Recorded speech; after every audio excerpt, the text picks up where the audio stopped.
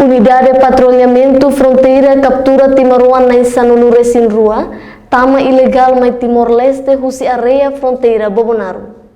Comandante Unidade de Patrulhamento Fronteira Superintendente Chefe Polícia Euclides Belo, até tem ida neba jornalista Sira, foi participa em encontro com o Comandante-Geral PNTL, Comissário Faustino da Costa, com a avaliação serviço PNTL e o quartel PNTL Kaikoli Dili, terça-feira, Loronsanulu Resingnen, fulang novembro, Tinan Rihunruaruanulu Resingida. Na Fatih operação corretamente ao comando municipal.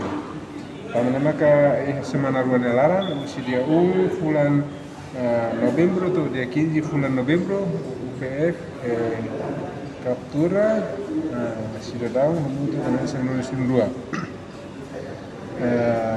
Cidadão na Nação Rua ita captura ou justificação na rua cidadão Timoran, coisa estudante, mereka tama ilegalmente me Timor-Leste e apresentam para posto P. Medida do polícia foto, maka identificação Sira e canaliza para a sala de situação, centro integrado de Matai, para se cumprir quarentena.